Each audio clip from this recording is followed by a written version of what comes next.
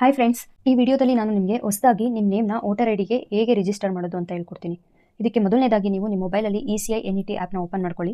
ಇಲ್ಲಿ voter registration form ಅಂತ ಇದೆ ನೋಡಿ, ಇದ್ರ ಮೇಲೆ ಕ್ಲಿಕ್ ಮಾಡಿ. ಇಲ್ಲಿ ನಿಮಗೆ ಫಾರ್ಮ್ 6 ಅಂತ ಕಾಣಿಸ್ತಿದೆ ನೋಡಿ, ನ್ಯೂ ವೋಟರ್ ರಿಜಿಸ್ಟ್ರೇಷನ್, ಇದ್ರ ಮೇಲೆ ಕ್ಲಿಕ್ ಮಾಡಿ.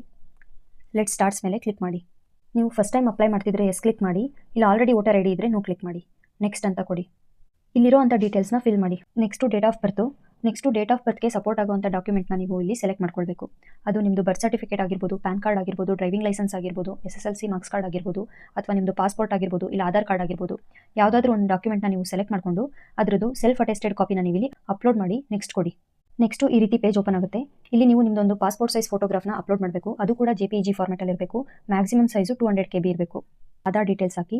ನೆಕ್ಸ್ಟು ನಿಮ್ಮ mobile number, email ID, mobile ನಂಬರ್ನ ಎಂಟರ್ ಮಾಡಿದ್ಮೇಲೆ ವೆರಿಫೈ ಕೊಡಿ. ಇನ್ ಕೇಸ್ ನಿಮ್ಗೆ ಏನಾದರೂ ಡಿಸೇಬಿಲಿಟಿ ಇದ್ರೆ ಅದನ್ನು ಕೂಡ ಮೆನ್ಷನ್ ಮಾಡ್ಬೋದು. ಅಲ್ಲಿ ನೆಕ್ಸ್ಟ್ ಮೇಲೆ ಕ್ಲಿಕ್ ಮಾಡಿ. ಇಲ್ಲಿ ನಿಮ್ಮ ಗಾರ್ಡಿಯನ್ ಡೀಟೇಲ್ಸ್ ಎಂಟರ್ ಮಾಡಿ ನೆಕ್ಸ್ಟ್ ಕೊಡಿ. ಇಲ್ಲಿ ನೀವು ನಿಮ್ಮ ರೆಸಿಡೆನ್ಷಿಯಲ್ ಅಡ್ರೆಸ್ ಏನಿದೆ ಅದನ್ನು ಎಂಟರ್ ಮಾಡಬೇಕು. ಎಲ್ಲ ಡೀಟೇಲ್ಸ್ ಎಂಟರ್ ಮಾಡಿದ್ಮೇಲೆ ಸ್ಕ್ರೀನ್ ಮೇಲೆ ಕಾಣಿಸ್ತಾ ಇರೋ ಅಡ್ರೆಸ್ ಪ್ರೂಫ್ಗಳಲ್ಲಿ ಯಾವುದಾದ್ರೂ ಒಂದು ಅಡ್ರೆಸ್ ಪ್ರೂಫ್ನ ನೀವು ಸೆಲ್ಫ್ ಅಟೆಸ್ಟೆಡ್ ಕಾಪಿನ ಅಪ್ಲೋಡ್ ಮಾಡಬೇಕು. ಅಪ್ಲೋಡ್ ಮಾಡಿದ್ಮೇಲೆ ನೆಕ್ಸ್ಟ್ ಕೊಡಿ. ಇಲ್ಲಿ ನೀವು ಈಗ ಆಲ್ರೆಡಿ ಎಲೆಕ್ಟ್ರಾಲ್ ರೋಲಲ್ಲಿ ಇನ್ಕ್ಲೂಡ್ ಆಗಿರೋ ನಿಮ್ಮ ಫ್ಯಾಮಿಲಿ ಮೆಂಬರ್ ಡೀಟೇಲ್ನ ಎಂಟರ್ ಮಾಡಬೇಕು. ನೆಕ್ಸ್ಟು ಡಿಕ್ಲರೇಷನ್ ಫಾರ್ಮ್ನ ಫಿಲ್ ಮಾಡಿ ಡನ್ ಕೊಡಿ. ಎಲ್ಲ ಡೀಟೇಲ್ಸ್ನ ನೀವು ತುಂಬ ಕೇರ್ಫುಲ್ಲಾಗಿ ಎಂಟರ್ ಮಾಡಿ. ನೆಕ್ಸ್ಟು ಫಾರ್ಮ್ 6ದು ಅಕ್ನಾಲೆಜ್ಮೆಂಟ್ ಕಾಪಿ ಓಪನ್ ಆಗುತ್ತೆ. ಇದನ್ನ ಕರೆಕ್ಟಾಗಿ ವೆರಿಫೈ ಮಾಡಿಕೊಂಡು ಈ ಸೈನ್ಗೆ ಸಬ್ಮಿಟ್ ಮಾಡಿ. ನೆಕ್ಸ್ಟು ಈ ಸೈನ್ ಪೇಜ್ ಓಪನ್ ಆಗುತ್ತೆ. ಇಲ್ಲಿ ನಿಮ್ಮ ಆಧಾರ್ ನಂಬರ್ನ ಎಂಟರ್ ಮಾಡಿ. ಗೆಟ್ OTP ಮೇಲೆ ಕ್ಲಿಕ್ ಮಾಡಿ.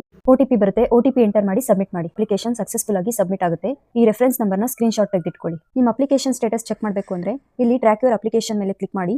ಇಲ್ಲಿ ನಿಮ್ಮ ರೆಫರೆನ್ಸ್ ನಂಬರ್ ಎಂಟರ್ ಮಾಡಿ ಟ್ರ್ಯಾಕ್ ಸ್ಟೇಟಸ್ ಕೊಡಿ. ನಿಮ್ಮ ಅಪ್ಲಿಕೇಶನ್ ಸ್ಟೇಟಸ್ ತೋರಿಸುತ್ತೆ. ಈ ವಿಡಿಯೋ ನಿಮಗೆ ಇಷ್ಟ ಆಗಿದ್ರೆ ಲೈಕ್ ಮಾಡಿ, ಕಮೆಂಟ್ ಮಾಡಿ, ಹಾಗೆ ಶೇರ್ ಮಾಡಿ. ಇನ್ನಷ್ಟು ಇದೇ ರೀತಿ ಇನ್ಫಾರ್ಮೇಟಿವ್ ವಿಡಿಯೋ ಬೇಕು ಅಂದರೆ ನನ್ನ ಅಕೌಂಟ್ನ ಫಾಲೋ ಮಾಡಿ. Thank you.